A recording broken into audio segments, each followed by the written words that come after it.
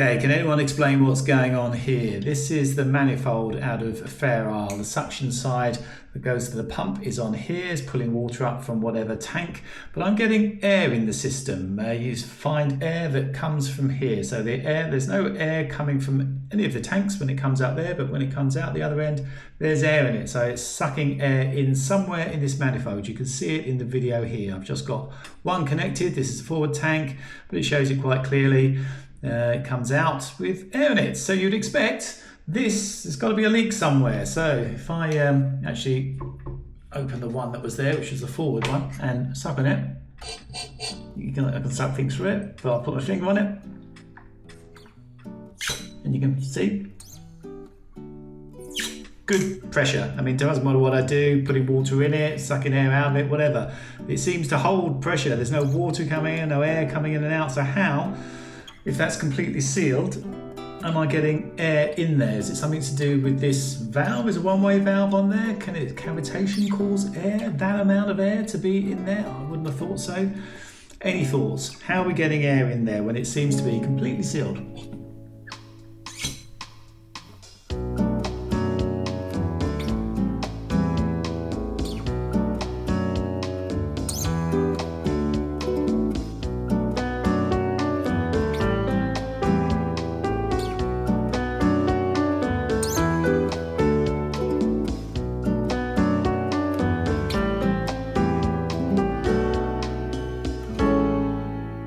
Hello and welcome to the Portimao boatyard in Portugal, where our refit is well underway. Yeah, almost finished, we hope. We should be launching at the end of this week. You'll see there's quite a lot of boat jobs in this particular episode. We did have a break. We went to the BVI's. If you saw the last episode, that was a lovely little trip, and Christmas in the UK. I got back a bit earlier to go through that long list of jobs, and Judy came back, and the weather got bad when you got back, although It's sunny today, and at least it's dry and not quite as cold as in the UK. But I was waiting there for a very special package. It's great. I hope you like the film. Coming up, fixing our Webasto heating system ready for winter on anchor. Is this the best water pump on the market? And swapping out our 25-year-old Max prop for a brand new Brunton's Auto prop. So it's great to be back on the boat. It's not the best of days. I mean, a lot warmer than it was in the UK, so I'm not complaining, but a bit of rain and stuff around today. It's clearing up to do. It's a good bit of the job really now. After pulling everything apart for months, we get to start making things look a bit better and put them together and fit some of the things that I've actually brought back with me. One of those, in this case here, it actually just about fitted in a case, is this. It's our Webasto. So it's been a while since we showed this. A couple of years ago in Porto Montenegro was when it went wrong, just as we were leaving, but we've been in the Caribbean since then, so haven't really needed it. But at the time, Dave from Butler Technic, who's the world's authority on these things, was helping me out doing all the testing. We couldn't find what the fault was, but he's taken it all apart. And inside here there's a tube, the flame tube, so this basically spits out a big flame around here. There's a jacket with water in it around there that it heats up, and yeah, it melted. I mean, basically I think what had happened is the solenoid had stuck open because he found a fault with that in the end, and it kept running and overheated, and all the foul shapes that should have shut it down didn't shut it down in time, so it actually melted the flame tube in there. So this is the first time he's ever really seen that happen. But yeah, he's been through it, put it on the bench, tested it all out, so hopefully I can put this back in and it will be working perfectly. Fingers crossed. The furnace lives on the back bulkhead of the engine room and feeds hot water around the radiators for heat and to the hot water tank for showers. We are about to go out at anchor in the winter, so we're going to need it. In the Caribbean, the last thing you want is hot water. Iced water would have been more appropriate. Okay, we've got a lot of different wires that goes into this one. Luckily, on Fair Isle, everything is labelled up properly, which is very, very useful, and it does correspond to here, A, B, C, D across here. So that one's A, it's this side, that one's a C, so it's 2 along, this one's B, goes in the middle, and the other one, where is it? This one is at the end then, so this one's D. This is the big one. Let's put that one in first. There we go. I'm replacing the first section of the exhaust as it looked a bit rusty. And new lagging is always good in the engine room as it tends to get oily then smoke.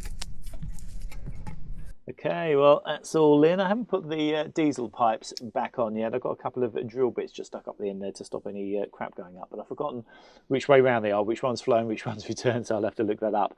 And I haven't put the water pipes back on because I want to flush that all out. It looks like it might be a little bit rusty in there.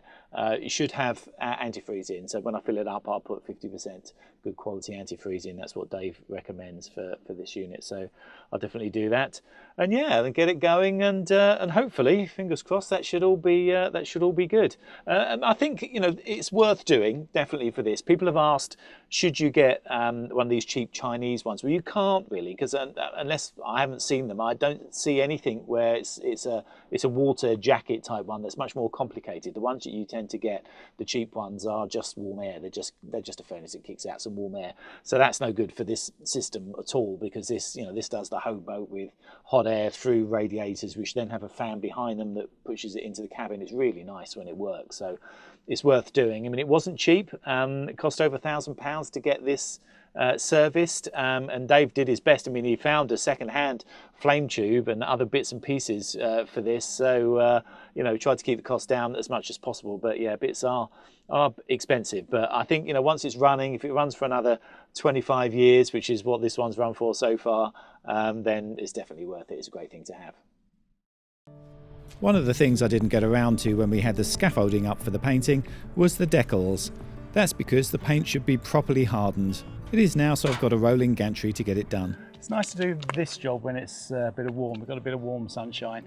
Definitely easier to put on decals when it's a little bit warm. It's only been 2 years since I did these last, because we were in Lagos when I rubbed everything right down to try and save the gel coat. So yeah, it's a bit of a shame that I've had to replace them, but it's okay. They're relatively easy to put on, but I did show it in full last time, so I won't show the whole process here. I'm just doing the lining up now. This is probably the most important thing. Clean it, line it up, step back, make sure it's in the right place, because you're not going to get them off once you've stuck them. It's sort of in 3 layers, but yeah, I'll put a link up in the corner to the last time we did it, when I did the full explanation, if you actually want to do this yourself and go through it. But for now, just going to get these on. This one's definitely straight, so I can go ahead and strip the bottom layer. Make sure everything is pushed down hard. I use an Anode credit card to squeeze out the bubbles, and a pin to prick any that refuse to budge.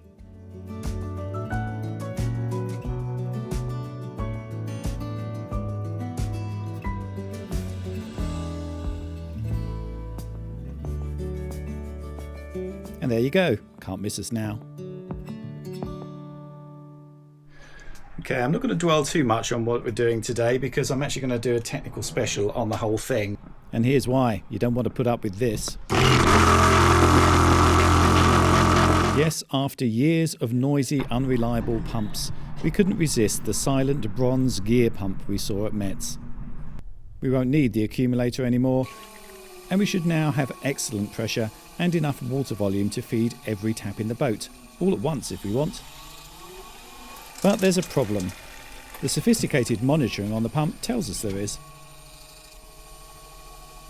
It's not a problem with the pump, it's with the boat. Bubbles. Bubbles being introduced somewhere in there. Okay, just because I thought I might be going mad, I'm running the tap, running water through, taking the manifold out completely, joining it together, and as you would expect, of course, there are no bubbles in the whole system. It's working perfectly. This is introducing bubbles. I don't know how, because from every test that I've done, it seems completely fine. Suction from there, from the pump. When this is open, somehow air's getting in.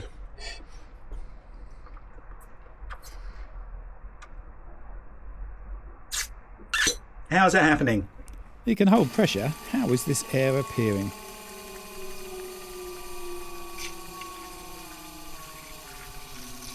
Well, how many of you guessed it? All the air in the system was due to cavitation. There's no leak, just disturbed water. But it probably contributed to the early death of all my pumps. So lucky this pump is clever enough to detect it. And yes, it was the one-way valve. Problem removed, and suddenly the system behaves perfectly. It's difficult to see in there, but basically there's a little weighted bit. It goes around that way, and the weight falls down, so the water can't actually come backwards through it. So it's there to try and keep the water all the way down to the tank. So the water that drops down into the tanks drops about 2 meters. So you don't really want that running back. I mean, it shouldn't, because the pump shouldn't let it run back. So yeah, it's probably don't need this in there. So I'm going to take this out and just put a straight joint in there, which is what is recommended by Marco Pumps. There's a tech video on Patreon, but it'll be out soon.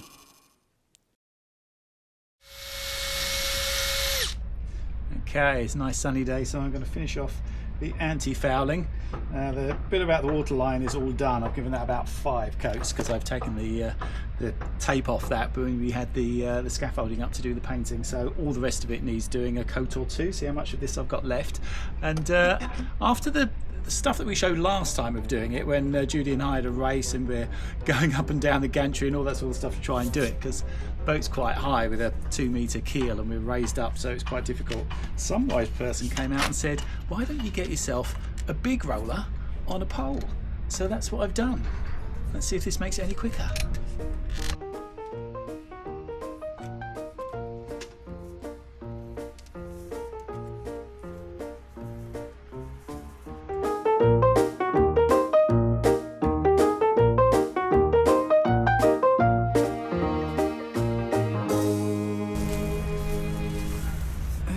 We are done.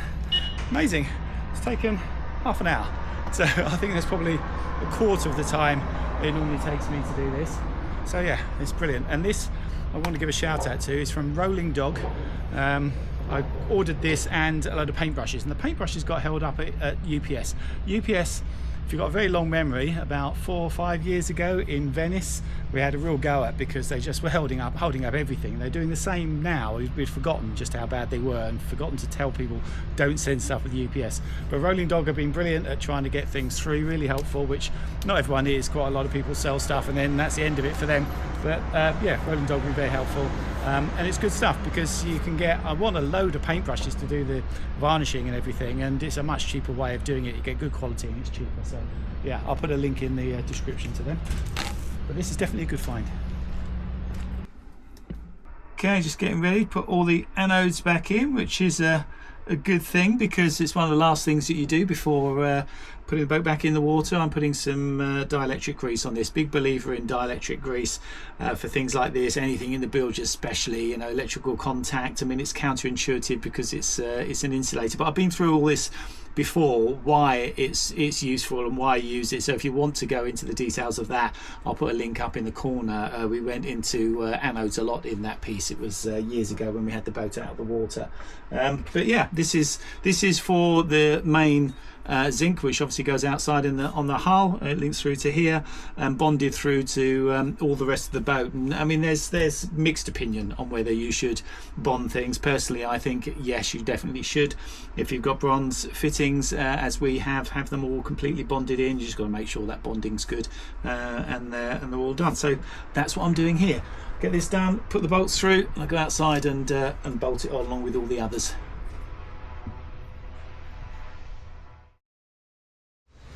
Okay, nice sunny morning, and I need to prepare for getting the rudder back on, which is quite an important job, obviously. So I need to actually seal these holes up, and these are the holes I made when we first pulled it out, and got quite a bit of water out, so yeah, I need to plug these. So I'm just going to drill down so I give a better key for the filler, the epoxy filler to stick in there. Don't want those falling out. I need to polish up all the shafts, the prop shaft especially, but the rudder shaft as well, so I've got to polish on the machine for that. And also I've got to make the packing for the gland for the rudder. There is a stuffing box on the rudder, and there's 5 layers of this. So the way to get them the right length is to use the shaft as a template. These days we don't use flax, it's a PTFE based material, and you want separate rings. When you tighten the stuffing box, you should feel the resistance it's putting on the shaft. Tighten too little and it may leak, and too much can damage the metal. So that's it, got my 5 layers, and they fit down quite nicely. Just like that. Once that's squidged down, it will squidge together and form the seal. It's sort of a bit waxy. I don't know what exactly they put on there, but it doesn't need anything extra. It just goes on like it is. Do it up, should seal it. But before we can set the hinges, we need to know the mounts are secure. So a bit of wire brushing, a bit of scraping, and probably a bit of sanding. I'll get all that off. The shafts themselves, being stainless, need to be polished.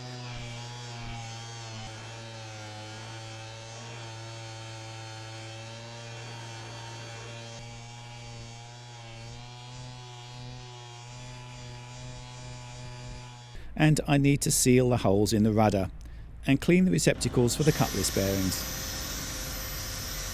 There's old sealer in there, so a rag soaked in white spirit stuffed up the end for a bit, and a good scrub manages to deal with it.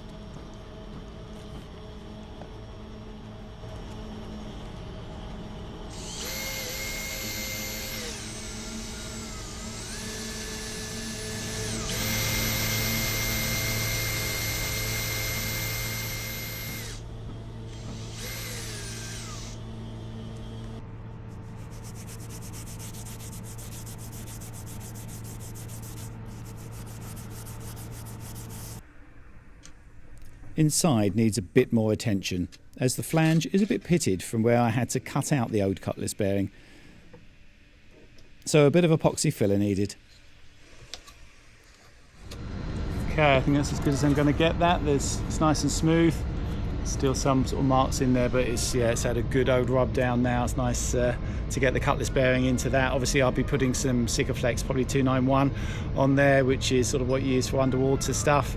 It's always a toss-up obviously with things like this, using something that's strong enough but not so strong that you can't get the thing back out again. I mean, this was very difficult to get out. I don't know what they used, but I mean, at the end of the day it did the job, so that's what you want.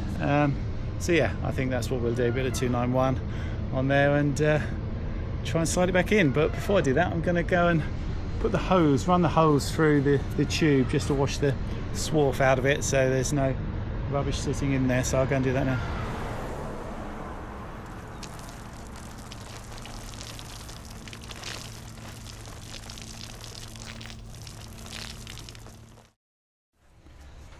Next day, some really exciting news. Judy's back. She doesn't waste any time getting stuck into some messy jobs, and she hasn't come alone. She's been nursing a special edition, like a baby. A pretty heavy baby, so it's had to go in the hold luggage, but it arrived safe and shiny. A Brunton's prop. The machining has been done to the measurements I've given, but of course you want the keyway to be nice and snug. So the slot for that is purposely cut on the tight side, so you can file a smidge off until it fits perfectly.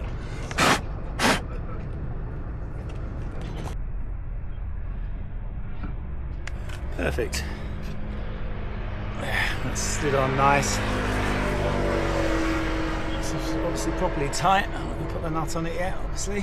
Until we put the shaft in first to do that. So the next job is to decide what to do with the prop itself in the way of anti-fouling and protection.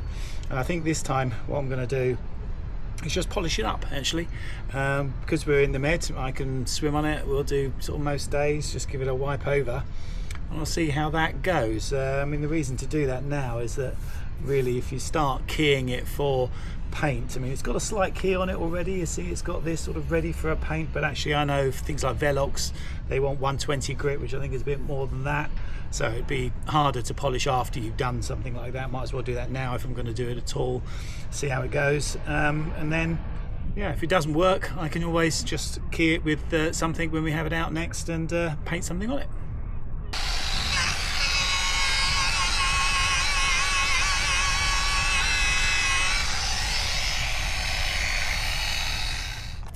so it doesn't take long. A few minutes. I've been using the green one, which is the sort of the coarser one. I'll go on to the yellow one in a minute, but that's what it's like. That's what it was like.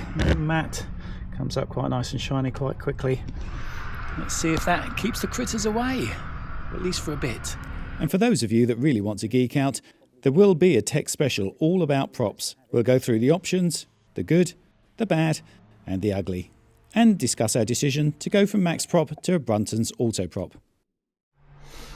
Okay, I've just got to finish off the installation to get the heater up and running. It's something that we might need when we're out at anchor. It is winter here after all. Got a lot of antifreeze. That has to go in little black boxes in there, which is very difficult to get to the filler. I've got a special filling. I have to put it in there and then just try and do it through the pipe. I always spill some though. But I'll just show you what I've been doing in here this morning, which is just all the finishing off the exhaust. There's a joint in here, so I'm just leaving that exposed to make sure that's okay before I put all the insulation over that.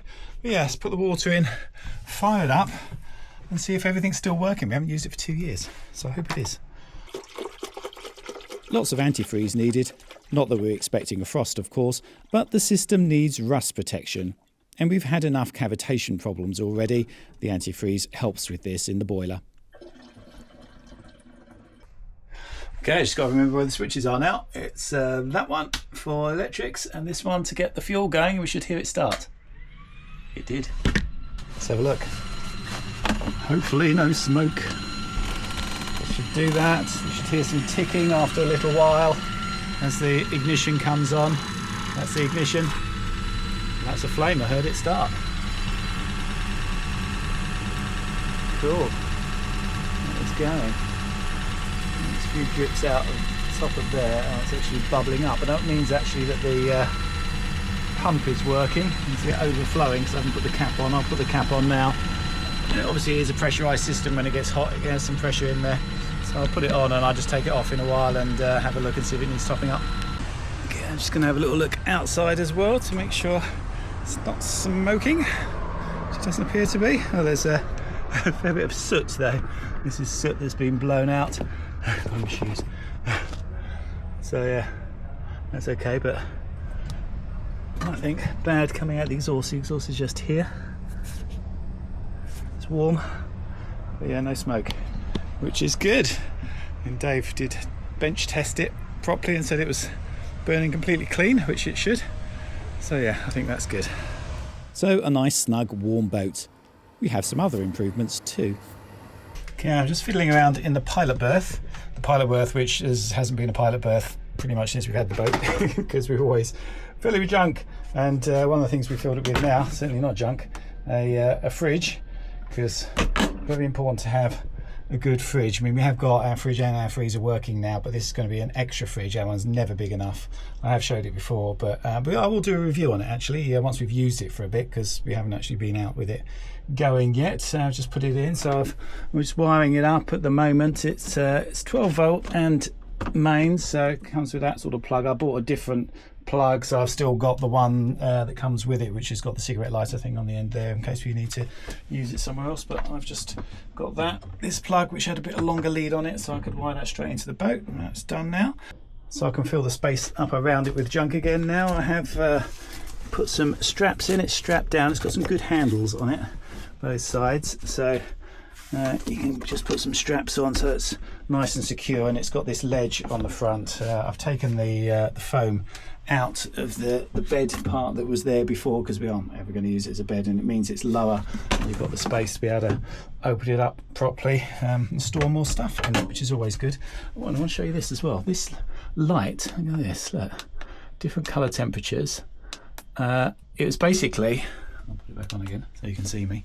It's basically something that's just got off Amazon, because the bullseye light that was in here had broken. They come as a set of two, not that expensive, but they're nice and thin. I thought it was really, really cool. Yeah, it's working well, working better than the others, and it comes with a remote, so I can turn off and on from here as well. Do different things with it, sleep, do everything, dim it. Cool. I'll put a link in the description. As I say, it was just an Amazon thing. I'm not sure if it's available everywhere, but I got it from the UK before we came out. I think it's pretty good.